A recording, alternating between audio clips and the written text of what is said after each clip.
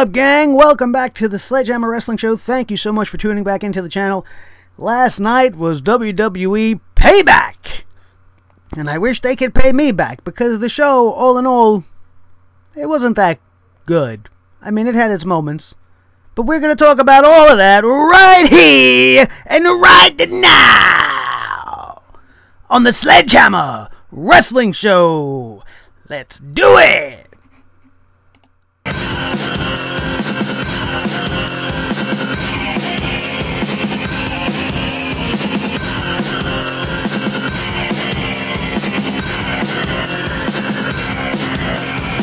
Sledgehammer Wrestling Show.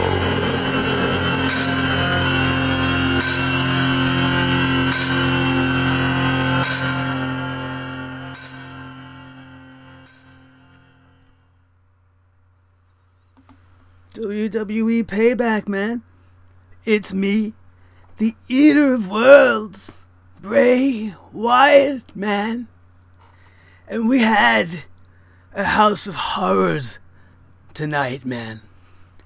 And it was everything that I told Randall Orton that it would be, man. We had flickering lights, man. We had smoke, thinly veiled layers of smoke for Randy to walk through. And the chills up and down his spine, man. And the bone-crunching reality came through, man. Because in my House of Horrors there would be creepy dark corners that I could lurk in, and there could be, most importantly, Hollywood-type music in the background, man, because that's what we do in the Wyatt family, man. Bray Wyatt is in the House of Horrors, man, and we are gonna just make it as cheesy as possible for Randy and I. And I'm gonna throw him into wall after wall, because that's what's really horrifying, man.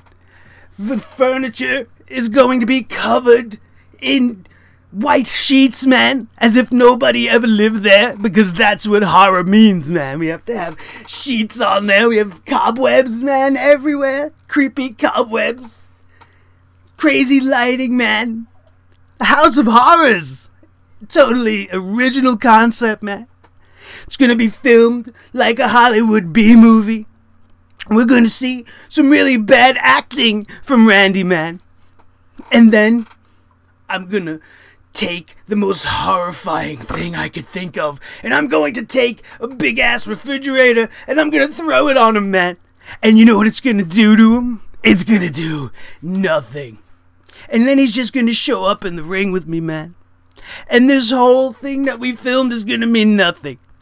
But the House of Horrors, man, is going to be fantastic. Something completely out of his nightmares, man. Because Bray Wyatt and the Wyatt family, which only consists of me, are here on Raw. And the House of Horrors is going to be something that you have never seen. Or something like that. I imagine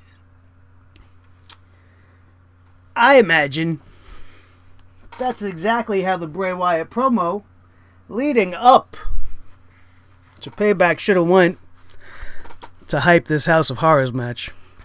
I am your host, Nick Nightmare, not Bray Wyatt.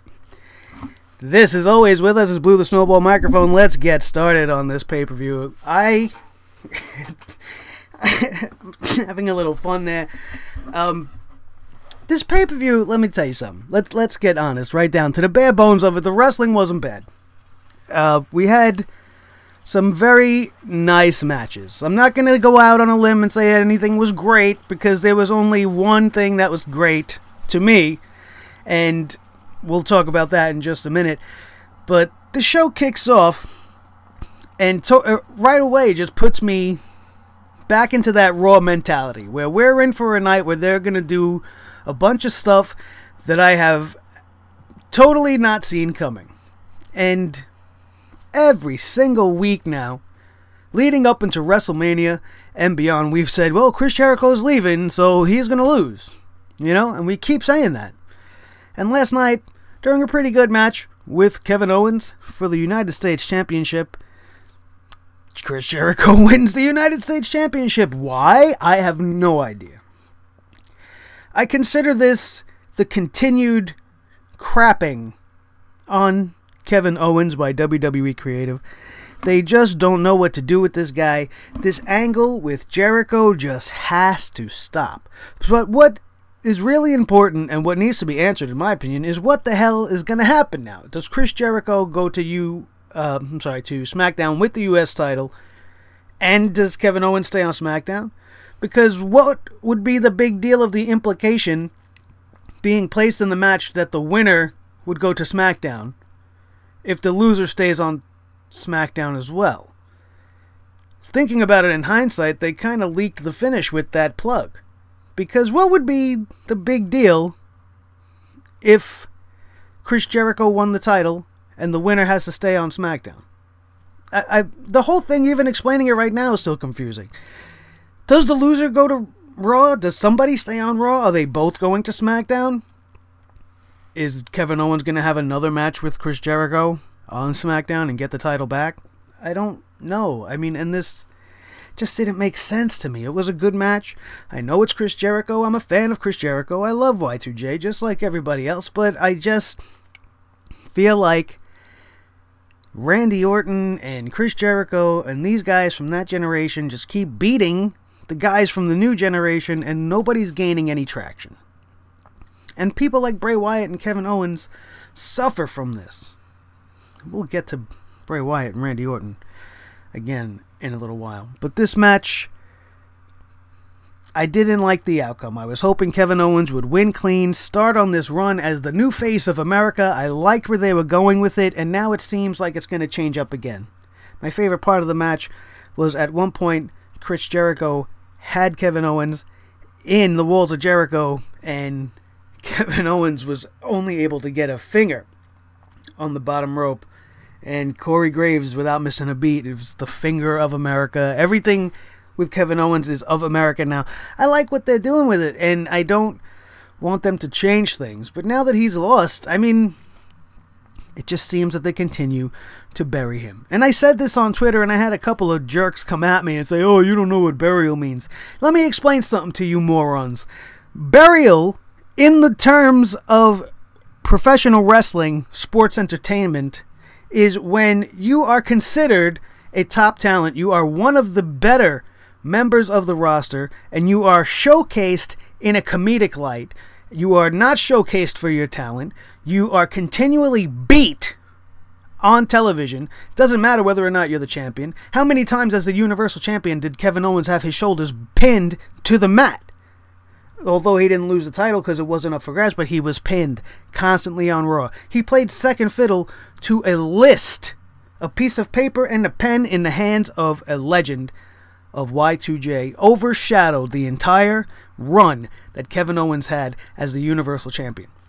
And then he comes out on SmackDown after this, and you're starting to hope, okay, well, maybe Kevin Owens is going to plant his feet. He's going to be who he's supposed to be. He's going to be the badass he was on NXT. People are going to finally start to see Kevin Owens for who he is. You start this new face of America, even though he's Canadian. He's got the U.S. title. The open challenges begin. I was all in.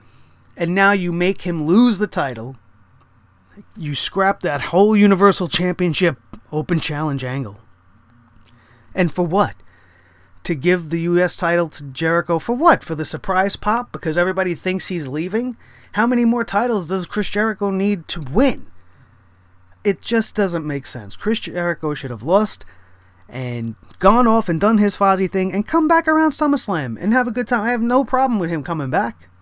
But we've been hearing about him leaving for so long now. It's just like, and when? And when are you going to freaking go away? Just go now. Go do your thing. Let the guys play, and then come back and do what you do. Because Jericho will come back, and he'll change himself up, and he'll make himself relevant again, and it'll be great. Not that he needs to really change much, but it's just become tiresome. And I don't want to see any more of this. And now he's again on the same show with Kevin Owens, and he's the United States Champion. You know, a part-time / legend / veteran. You know, they're all holding the titles. It just doesn't make much sense to me. But that match was okay, albeit, like I said, the outcome not too great. The match of the night, for me, was the next match on the card, which was Neville versus Austin Aries for the Cruiserweight Championship. These guys absolutely killed it, man. The crowd was into it. An absolutely beautiful piece of wrestling from the beginning of the match right down to the finish. These guys were high impact. They pulled off some fantastic moves, and the finish was by far my favorite part. Austin Aries finally catches Neville in the last chancery submission. Neville struggling with all his might to get to that bottom rope and get his hands on the rope to make the referee break the hold, but he just couldn't do it. The ref was leaning over them, so he grabs the referee by the shirt and just tosses the referee. And the ref, who reminded me a lot of a young Teddy Long, jumps up and freaking disqualifies the champion because Aries had the champ's number, and Neville was smart enough to know this, and in true heel fashion, he bumps the referee to get himself disqualified to keep that title on his waist. And that finish was fantastic. That is pro wrestling. That is how it's done. The crowd wants more. The chase for Austin Aries continues. Everybody's behind him. Everybody wants Aries to win. So you keep teasing it and you keep pulling it away and pulling it away, and you have it happen at SummerSlam.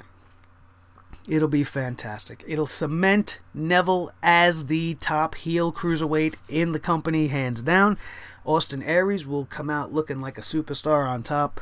I cannot wait to see more from these two. This match was beautiful. This match was unbelievable.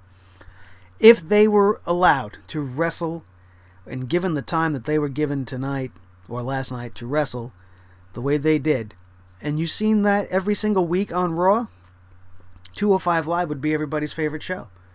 And the Cruiserweight segments would be the best part of Monday Night Raw every single night. But they don't allow these guys to go out there and do that. I mean, I don't know what the difference would be between the pay-per-view and Monday Night Raw. Why wouldn't you want the absolute best? That match was fantastic. One of the best matches, if not the best match of the night for me, hands down, as the King of the Cruiserweights retains his championship, and it's going to be great, man. I can't wait for more. I can't wait for more. Following this, we had the third championship match in a row for that night, the Raw Tag Team titles, which this match was a lot of fun. You know, I'm going to be very honest. I had a lot of fun watching this match. It was a hard-hitting, back and forth battle, so hard hitting in fact that Jeff Hardy lost a bicuspid. I think it was like one of these guys over here, big hole in his excuse me, in his smile. I'm still getting over a little bit of a cold, and I got like a phlegm thing. I don't know what else to call it. I apologize for that. And man, Jeff Hardy losing a tooth off of the boot of the Celtic Warrior, oh my God, Sheamus, not Cesaro. Cesaro's in my notes next, because he is absolutely the best pure athlete on the roster, hands down, man. He executed probably the most beautiful leg drop I have ever seen. He elevated his body so high, as Corey Graves was quick to point out on the show, that his entire body, including his rear end and his legs, were all the way. He jumped so high that they all cleared the top rope. His entirety of his body. It was so graceful and beautiful. It was a thing of magic. And he drops this leg. It was unbelievable, man. I don't see anybody else performing at the level Cesaro performs consistently each and every week, which is why Cesaro and Sheamus have become one of the better tag teams and one of my favorite things on Raw altogether over the course of since Mick Foley put them together. What, was maybe going on a year now? I don't know, maybe a little less than. Matt Hardy was bleeding from his face, from his head. This match was killer. It was stiff, it was tough, and they were going out there to steal the show, and they almost did. I still like the Cruiserweight match just a little bit better than this one. Jeff Hardy would end up getting the pin, hitting a swanton bomb off the blind tag from his brother to Sheamus, getting the 1, 2, 3. The finish here, very interesting. They do the sportsmanship thing, and the four guys shake hands, and they're like, hey, Jeff Hardy's like, hey, my tooth, don't worry about it, it's cool, you know, we're alright, we're cool. which I thought was pretty funny. And then Sheamus and Cesaro leave the ring, albeit just for a moment, before Cesaro runs back in, pushes Jeff Hardy off the top rope, and the guys absolutely lay waste to the Hardys. It was absolutely beautiful. Not that I want to see the Hardys get beaten, but this is wrestling, man. This is the way you write things. This is the way things are supposed to go down, and I really did enjoy this whole segment. With Sheamus and Cesaro making the supposed heel turn right before, I mean, they were skirting the line of New Day territory. Like, yeah, this is great, and we love these guys, but it's kind of getting stale. But now, you throw this arrogant team, this arrogance into the team, and this selfishness into the team, and this heel formation of them is going to be fantastic. Even on Raw Talk after the show, they went on to say, hey, you know what? We are the future. The Hardys, you know, they're great, but they're from the past. They're from the days of old. You know, we are now. Sheamus even went so far as to say at WrestleMania they were excited. They were like filled with goosebumps just at the sound of the Hardys' music as they made their way into that match. But, you know, they want their titles back. And the Hardys got in their way. And now, Sheamus says Cesaro finally sees that you can't always be good. And you just have to let that mean streak out sometimes. And now they're on the same page, and nobody's going to stop them. And I can't wait to see it. I can't wait to see where this goes as well. So high hopes for these last two situations, the Cruiserweight and the Tag Divisions. Definitely looking very, very up, in my opinion. We also had Alexa Bliss versus the Raw Women's Champion, Bayley. Now, this is a little bit complex for me to go over because I love Alexa Bliss. Absolutely love her. And I could not be more proud that the WWE chose to give her the accolade of being the first woman in the history of the company to hold each respective women's championship for both brands. And which is something I thought they were going to reserve for Charlotte, because they're going to give everything to Charlotte, but they didn't. They pulled the trigger on this, and I'm happy about it. And I absolutely thought the match was good. It showcased both athletes in a great light. Alexa came off as a great heel. Bayley pulling off some really good stuff, man. She executed a beautiful Macho Man Randy Savage elbow from the top rope. It was almost perfect. It was almost too good. It took me back a minute. I was like, whoa, am I watching a Bayley match right now? This is really good. And Alexa with the sunset flip bomb off the top rope. It was just another match that just took me back. Because sometimes when you're not expecting much, you get some better reactions from yourself because you don't expect it. So you lowered the bar. You don't raise the bar. And Sheamus and Cesaro says they are the bar. But, you know, when you lower your bar, sometimes it works. And I think in this case, that's what was happening as far as the wrestling goes. Because, as though I am happy she won the title, it doesn't make sense for her to be winning the title. She just got to Raw. Once again, there are other women on the roster that have been waiting their turn at Bayley. Sasha Banks and Bayley is where all the money is in that women's division. And you're essentially beginning what you did to Sasha and Bayley with Alexa Bliss and Bayley. Now, after that match, I wouldn't mind if that's where they're going with this, and they're going to replace Sasha with Alexa Bliss, because after her performance last night and her appearance on Raw Talk as well, one can argue that Alexa Bliss is actually the new legit boss around town, and that Sasha Banks is now going to go take a little back seat to this feud between the two of them because she's just playing it better, and they won't pull the trigger on Sasha being heel. So she can't be what she's supposed to be, which is the role that Alexa is playing. And anybody that watched NXT knows what I'm talking about. Alexa Bliss is absolutely playing the boss character against Bayley's underdog style nerdy girl, but the dynamic was off because Bayley already was a champion. So you take the belt off of her. I just don't like the potato. I mean, still feel like hot potatoes happening. Bayley's had it for a couple of months, and now she's got it. Now, how long is Alexa going to have it before they give it back to Bayley? Or are they going to transition it over to Sasha so that they could set up Sasha and Bayley? Maybe they don't want to do Sasha and Bayley again because they don't want to repeat something that they already did in NXT. And have people like me come on here and go, they're just doing what they did in NXT. And they're trying something different. So you can't shit on everything. And you have to allow some things to grow and manifest with time. Although I didn't agree with them giving Alexa the belt so quickly. Not that she doesn't deserve it, just the storyline seems to fizzle out now that she's already got it. But she's not the babyface in this situation, and you want the babyface to chase the heel. That is the most proven dynamic in all of pro wrestling. And you can't do that with the babyface being the champ all the time. So we'll see what happens with this. I'm interested to see where this goes. Beyond this, the rest of this pay-per-view was not good. And it was very awkward to me. And I don't like that Samoa Joe took a pinfall loss to Seth Rollins. You should be protecting and building Samoa Joe as your next legit monster, on the same level of a Brock Lesnar and a Braun Strowman. We have been on the record as saying this over and over on this show,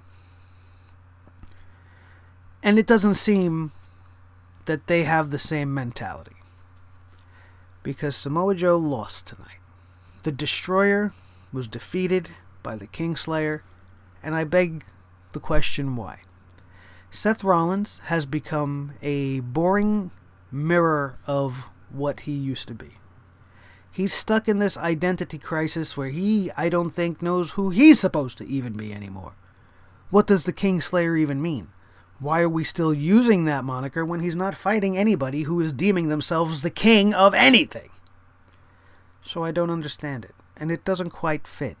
And are you doing it just so that Corey Graves and the guys can keep using Game of Thrones references? Stop calling him Jaime Lannister. He's not Jaime Lannister. We're not watching Game of Thrones. This is the WWE. That is Seth Rollins. Who are you, Seth Rollins? If you're not in the Authority and you're not in the Shield, who is Seth Rollins as a professional wrestler? That's what we need to see.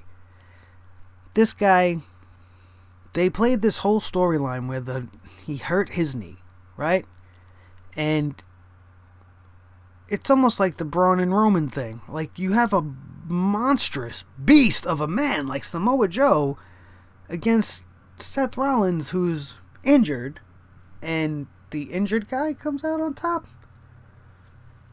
Making Samoa Joe take a loss in this situation is just stupid. And I didn't like it. I didn't like it not one bit. We had the House of Horrors match, which is exactly what it was. I mean, I had my fun with it in the beginning, but Bray Wyatt's been pumping this thing up. This is going to be something out of your nightmares, and he's going to steal his soul, and all the crazy things that Bray Wyatt loves to say. And I love Bray Wyatt. He is my favorite talent on the current roster. You know, as far as character and personality, he has the most to give in this whole entire company, but they just don't see it. Bray Wyatt could be bigger than AJ Styles. He could be bigger than Shinsuke Nakamura. He could be bigger than Brock Lesnar, but they don't book him to be this way. They book him to be upper mid-card talent. And this match, first of all, in the house, during this house brawl, where was there a referee? If it's called a match, which should be contested by an official, because there could be a pinfall at any time or something like that, there was no referee in the House of Horrors. So this part of the match doesn't even count. Then we have to wait for them to get back to the ring. Seriously? it didn't flow right. You didn't even cut it correctly. Like, when they did the Hollywood Backlot Brawl back in the day, they pre-taped all of Goldust's and Piper's thing, and the chase on the highway with the Bronco, emulating the OJ thing, using pop culture as they like to do. And then they never stopped showing the progression of the chase, and they started in the back, leading everything towards the ring as the match continued on, and there was a referee present throughout the entirety of the thing. That's what I expected to see here. But the house part of the match was nothing but a poor attempt, or maybe testing the waters, to see if Matt Hardy would be able to do these kind of things, because it screamed Final Deletion, and Delete or Decay, and Tag Team Apocalypto, all the things that Matt Hardy did in TNA as Broken Matt. And then you had the Wyatt family compound with the New Day, where they tried it the first time. That was good. This was bad. The background music was the first big mistake. You can't tell me that this is really happening. You can't make me suspend my belief and invest myself into this match when it's being scored by an orchestra. And Randy Orton looks to the left. But there's Bray Wyatt. But no. You have to leave that part out of it. Make it feel real. Why would there be background music just playing in the middle of nowhere? Because this is a pre-taped segment, that's why. This is a produced segment. This isn't part of a match.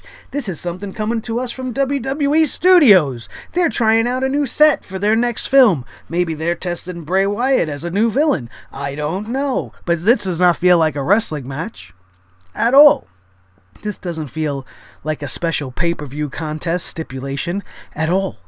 I feel like they cut away to show us the first 10 minutes of their newest film from WWE Studios, featuring bad acting from Randy Orton, terrible brawling, shoddy camera angles, dark broody lighting, cobwebs and smoke, as I said in my Bray Wyatt thing. Terrible. Only to come back to the ring, have Randy Orton there when the lights go up. After he dropped the refrigerator on his ass, Randy Orton's just standing there. He beat Bray Wyatt to the arena.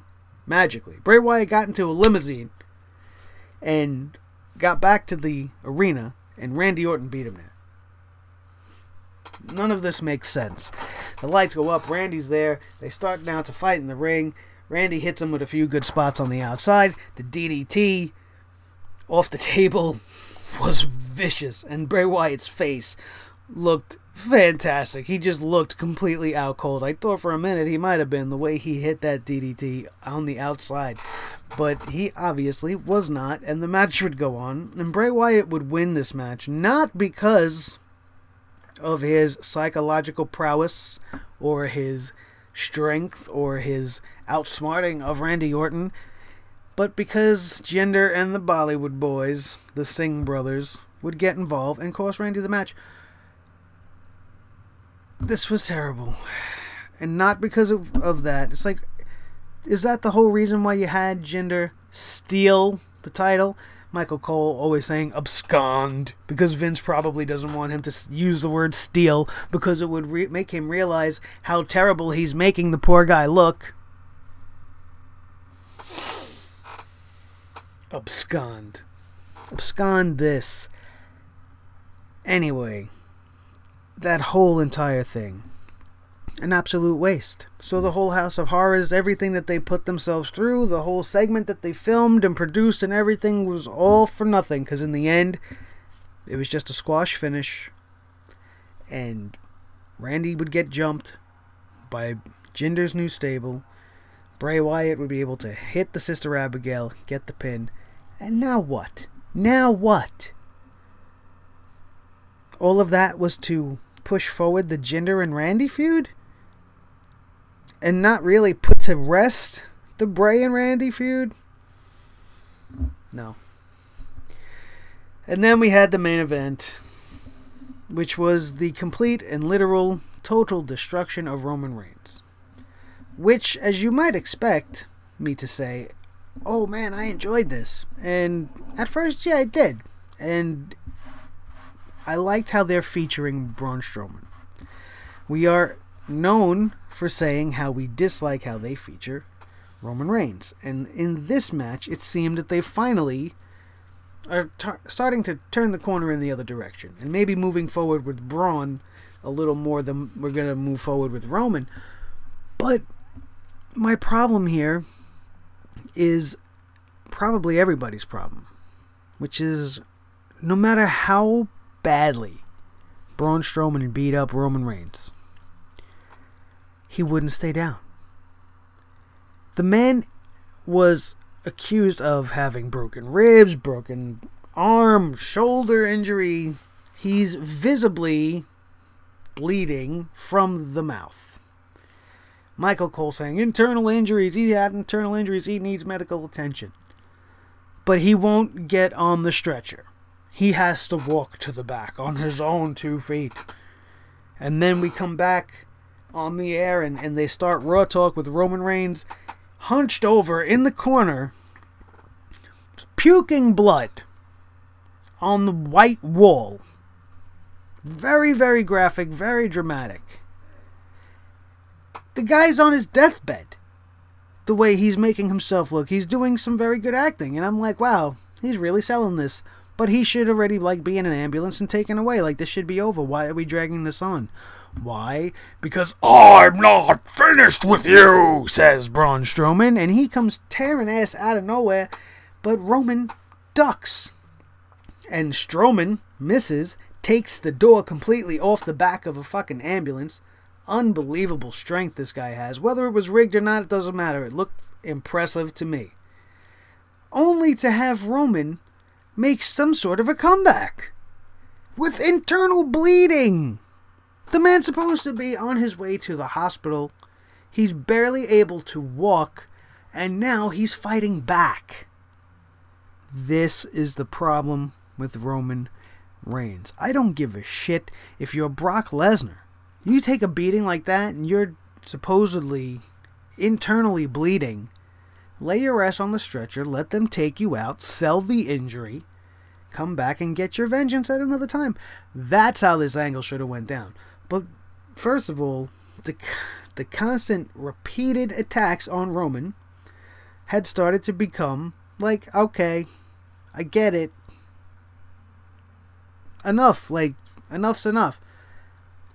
Not that I felt bad for him. It's not about that. It's like, all right, how many times are we going to do this now? Let it be over. Let them take him to the ambulance. But no, he's got to try to struggle his way himself. So Braun sees this and he's going to, of course, he wants to still stand. I'm going to keep beating his ass. I just felt like it was dragging on. It took too long. And then especially when they continued it on the Raw Talk that immediately followed after Payback.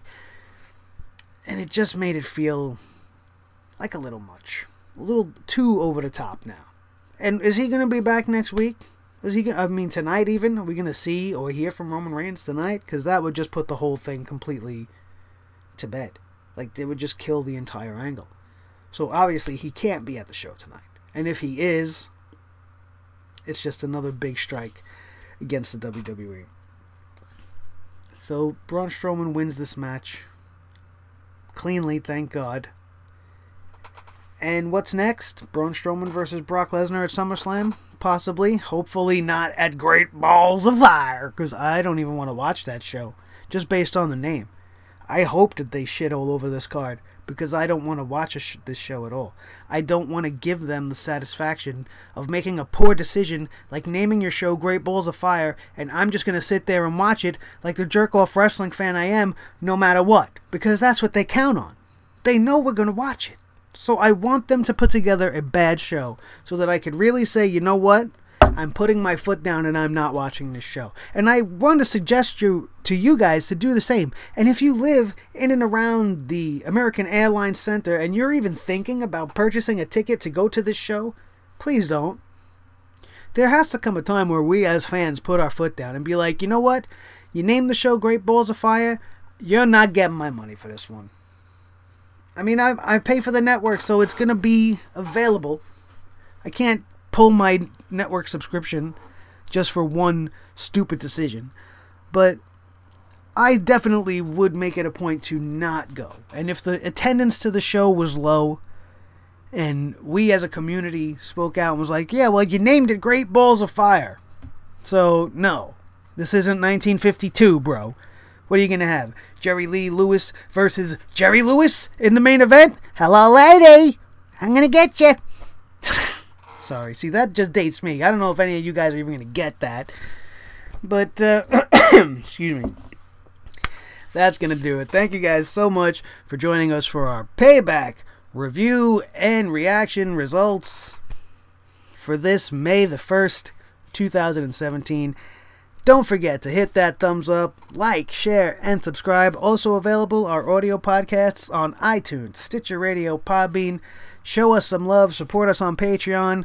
All I ask is $1 little a month. Get you early access to the show. And I'm still working on more for that. And thank you guys so much. I am Nick Nightmare. This is Blue, the Snowball Microphone. Don't forget to watch Raw tonight. Unfortunately, I will be doing the same. And we'll see you back for our Raw review, if it's not too bad. And SmackDown review tomorrow. And I am out of here. Thanks for watching.